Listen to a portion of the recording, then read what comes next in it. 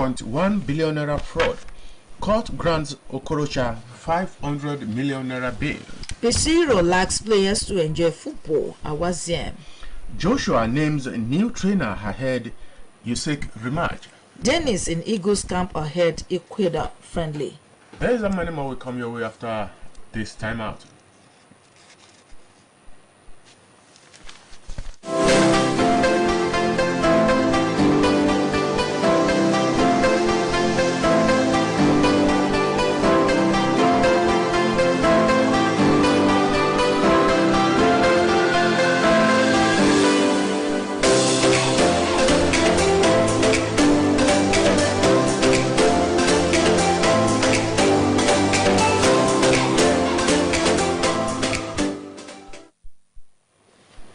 Good morning and welcome to another edition of Headlines today, 1st June 2022. My name is Ulushola Egbodofo, and with me in the house is Adeyemi Apoda. Happy New Month, Adeyemi. Yeah, and you too.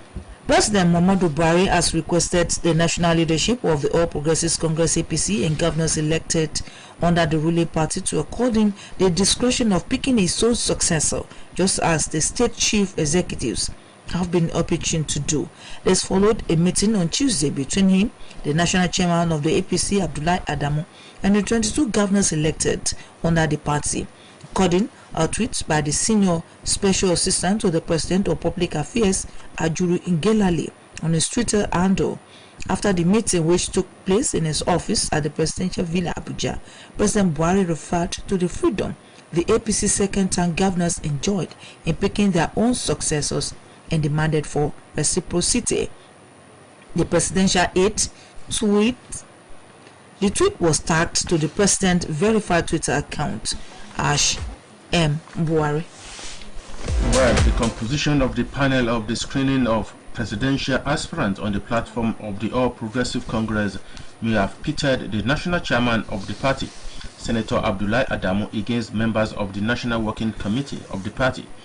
A member of the NWC who spoke with Headlines in confidence on Tuesday said they were taken by surprise with the inauguration of the 7-man panel led by a former national chairman of the party, Chief Odigi Oyegun, on Monday. The national officers said that there was supposed to be a meeting of the NWC on Monday, but when they got to the national secretariat, they were only told that the national chairman, Abdullahi Adamu, was at the Transcorp Hilton Hotel to inaugurate the screening panel. We were not taken into confidence on the composition, date and venue. The national officer further revealed that the meeting that was aborted on Monday was rescheduled for Tuesday. The 7-man screening committee for All Progressives Congress APC presidential aspirant, led by former national chairman Chief John Odigi Oyegun, has completed its assignment. On Tuesday, as of the time of going to the press, 10 aspirants had appeared before the panel, with former Imo State Governor and Senator representing Imo West, Rochas Okorocha, being expected after perfecting his bail conditions. Okorocha was arraigned by the Economic and Financial Crimes Commission over alleged financial bliss. A chieftain of the All Progressive Congress, Mr. Benga Olawepo Ashim, has cautioned that the party has a higher responsibility not to allow its presidential primary and convention to become another dollar reign and a trading platform for the highest bidder. Olawepo Ashim, in a statement from his media office in Abuja on Tuesday, said, "Our country is neither a commodity to be traded nor a property to be auctioned and sold to the highest bidder." He added that Nigeria presidency has never been for sale and should not be for sale now. Elder statesman and leader of the Niger Delta, Chief Edwin Clark, has called on the national chairman of the People's Democratic Party (PDP), Iyorchia Ayu, to resign, saying he is no longer fit to lead the opposition party.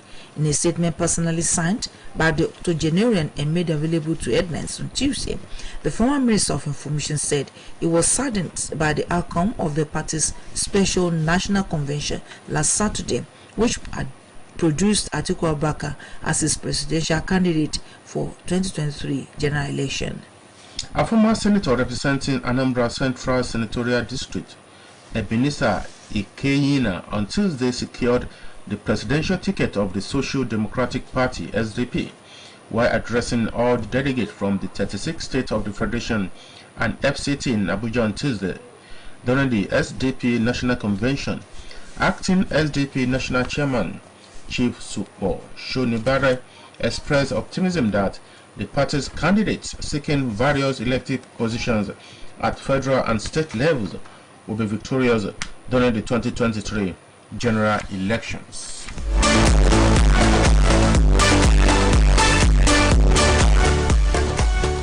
College of Arts and Science and D'Amico Montessori International School, Cali. Oh yes, at D'Amico College of Arts and Science and D'Amico Montessori International School, located at number 1 Old Ibadan Road, Ajebandele, Ile-Ife. We have a standard classrooms with unmatched staff and pupil ratio. We develop students' intelligence through caring and all-round focused training, while making the learning style very inviting and innovative for holistic development. We run a global school with all-inclusive curriculum that prepare the students for global relevance. At D'Amico Schools, we have highly passionate and motivated 21st century educators, and there is also an opportunity of learning foreign languages. Home away from home body system. There is also Hope Model College and D'Amico Montessori Nursery and Primary Schools at Origo Ife North. Enroll your child for both primary and secondary education. The admission form can be obtained at D'Amico Montessori International School, number 1 Old Ibadan Road, Ajebandele, Ile-Ife, or D'Amico Educational Institute, kilometer 2, Edia Road, Ile-Ife. You can visit our website www.d'amicoschools.ng.com or call 0803 721 8120. D'Amico Schools. Admission is in progress.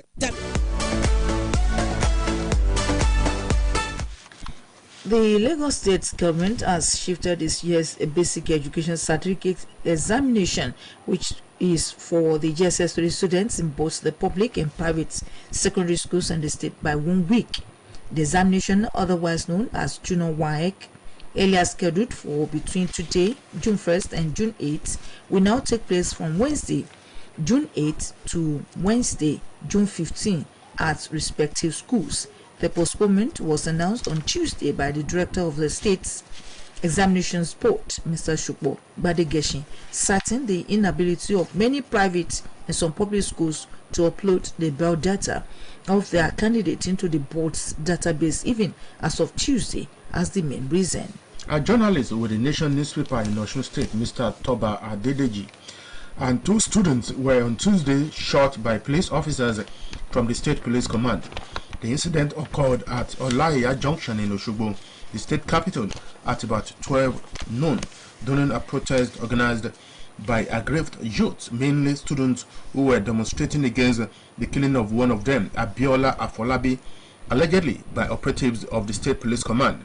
The journalist was at the scene to cover the protest, while the students were said to be returning from school when the incident occurred. It was gathered that in trying to curb the protest, policemen fired live bullets which hit the journalist in his right leg and the student. The youth was said to be returning from the cemetery where the deceased was buried and decided to protest his death at the Olaiya Junction when the police allegedly attacked them. The journalist is now being attended to at the Osun State University Teaching Hospital in Osogbo. As part of effort to ensure strict compliance with the ban on commercial motorcycle operations in Lagos State, security agencies including the Police, Department of State Services, Nigerian Navy and the Nigerian Security and Civil Defense Corps on Tuesday embarked on a roadshow across the state to express their readiness to enforce the law. The Deputy Commissioner of Police in charge of operations in the state, DSP Ahmed Kotangora, told newsmen that Tuesday's show of force was to send a warning signal to commercial motorcyclists ahead of the commencement of the enforcement today. And the prelate of the Methodist Church of Nigeria, Dr. Sam Uche, on Tuesday confirmed that the people who abducted him, a bishop of the church and his chaplain, collected 100 million naira as ransom before they were released. The prelate was kidnapped alongside the Bishop of Owerri Diocese, Reverend Dennis Mark, and his chaplain last Sunday on their way from a church program in Okigwe, Imo State, to Isu Ochi in Omo Unaochi local government area of Abia State. They were, however, released on Monday after spending a day with the abductors. In the meantime, the link man between the federal government and the terrorists who attacked the Abuja-Kaduna train to Komamu has affirmed that the 62 abducted train passengers will be released soon if both parties keep to the current negotiations reached between them. Speaking in an interview in Kaduna on Tuesday, Mamu, who is also the spokesman for Sheikh Ahmed Abubakar Gumi, said, apart from releasing the terrorists, 8 children in detention, part of the negotiation with the group is that the government should consider releasing their commanders and some of their leaders. He said negotiations between government agents and the terrorists had started prior to his involvement, just as he added that he had been able to secure the assurance that and confidence of the terrorists, which is said would lead to the release of the victims. Following the Nigerian Center for Disease Control's announcement of 21 cases of monkeypox in the country, the federal government has rolled out strict measures to contain the spread of the infection. The Minister of Agric and Rural Development, Muhammad Abubakar, in a statement he signed, urged Nigerians to avoid contact with persons suspected to be infected with monkeypox at home and at workplaces. The minister also told hunters and dealers in bushmeat to desist from the practice forthwith to reduce the spread. Dr. Abubakar called on veterinary epidemiology officers, field surveillance agents, and veterinarians to step up their surveillance activities aimed at picking any possible case of monkeypox in animals. And this will be a subject of discourse on your views segment today. The announcement by the federal government, which directs that hunters should stop hunting wild animals while bushmeat sellers should discontinue to curb the spread of monkeypox in Nigeria, as 21 cases have been reported in the country. What should be our responsibility in collaborating with government to curb the spread of monkeypox? And the number to dial will remain 081-8777-5777 to be part of the discourse. In the meantime, the resident representatives of the United Nations Fund for Population Activities, Ms. Hula Elizabeth Muller, on Tuesday disclosed that Nigeria records 2.5 million unintended pregnancies annually. This is just as the federal government, through the National Population Commission, launched its 2022 State of the World's Population Report. Muller, who made the disclosure at the launch of the report in Abuja, expressed worries over the development, saying this is an unseen crisis unfolding right before our eyes. Speaking on the report with the theme "Seeing the Unseen, the Case for Action in the Crisis of Unintended Pregnancy," Ms. Muller opined that the challenges with population and development was sexual and reproductive health and rights issues. A federal high court sitting in Abuja on Tuesday admitted the former governor of Imo State, Senator Rochas Okorocha, to bail in the sum of 500 million naira and a surety in like sum. The Economic and Financial Crimes Commission had on Monday arraigned the former governor and 6 others on a 17-count charge bordering on conspiracy, stealing, conversion of public funds, and money laundering to the tune of 3.147 billion naira. The trial judge, Justice Ian Eko, while ruling on the bail application of the former governor, who is the current senator representing Imo West Senatorial District in the National Assembly, held that the surety must be a responsible citizen of the country, who must be resident in Abuja and must have property worth the bail amount within the jurisdiction of the court. Operatives of the Zamfara State Police Command have arrested a member of the outlawed group Yankasai Jabiru with human parts. The State Police Public Relations Officer, SP Sheikh Mohammed, in a statement said the command is investigating a case of culpable homicide. Mohammed said the suspect was arrested by joint police and military operatives on anti-banditry Operation Undesiring Zombie access and brought to the police command headquarters in Guzo for further investigation. He explained that during interrogation, the suspect confessed that he and other 3 members of his gang, who are now at large, killed one Abdullah, a Fulani, and severed his right hand. Investigation is in progress with a view to arresting his partners in crime and to unravel the circumstances of their action before being charged to court. We're looking at steps being taken by the federal government to curb the spread of monkeypox in the country by warning bush meat sellers to stop forthwith the sale of bush meat, while hunters to stop hunting wild animals. What should be the roles, the responsibility of the people in ensuring that the spread of monkeypox is curtailed in the country? And the number to dial still remains 081 8777 5777 to be part of the discussion live in the studio. Meanwhile, Before then, hello, good morning. Hello, Good morning. good morning, sir. Good morning. good morning, sir. Are we together? Yes, you are on. Yes, Edwin Clark on the line.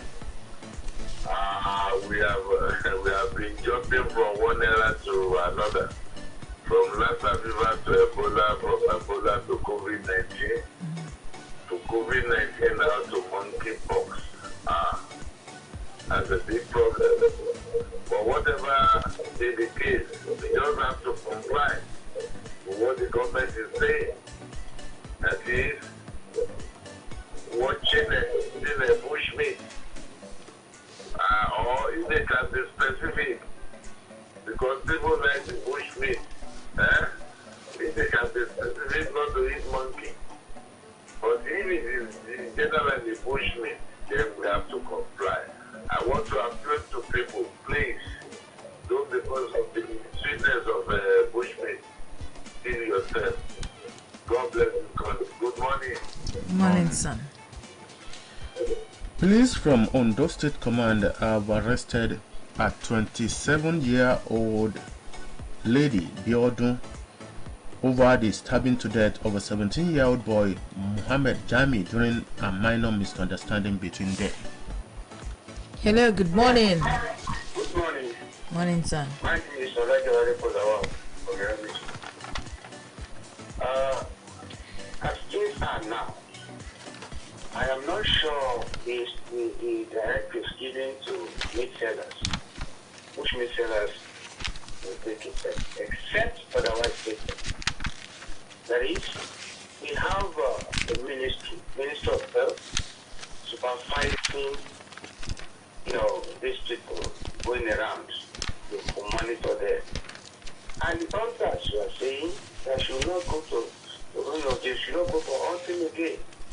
I don't think it would happen, because this is their main job. I would advise people who are, involved in eating bushmeat for now to stop it if you don't want to contact the disease. Nigeria is another country. They could have not been there. Even at the time when the Ebola or whatever was found, you cover your nose, cover your ears, many people do not even care. So I want to advise those who know the elements of this food should stop eating bushmeat. That is the only advice I give to Nigerians. And the health officer should continue to monitor, the people, because where they stay. That is the only advice I have. Hello, good morning. Hello, good morning to you. Morning, sir. Hello? Hello, good morning. You are on.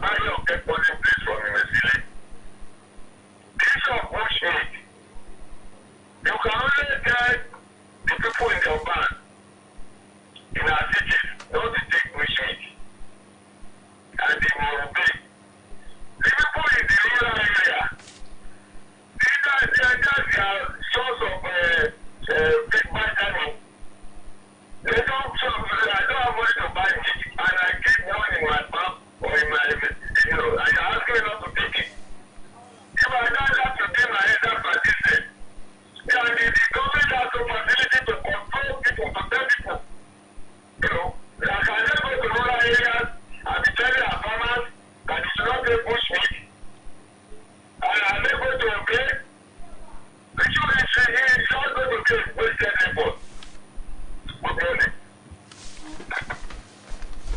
The chairman of the Independent National Electoral Commission, Professor Mahmoud Yakubu, has revealed that the commission will involve the Economic and Financial Crimes Commission and the Independent Corrupt Practices and Other Related Offences Commission to checkmate financial inducement during the June 18 governorship election in Ekiti State.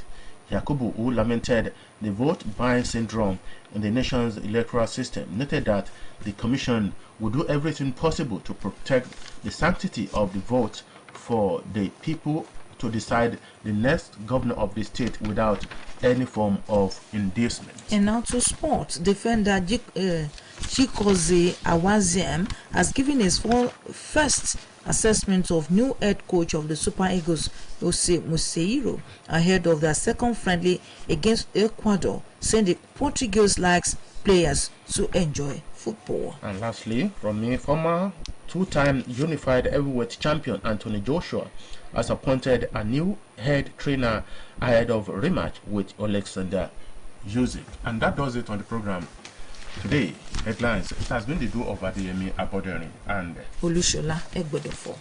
The production advisor is Abimbola Babatunde. Our colleagues will be around tomorrow morning for another edition of the program. From us here, we are saying good morning.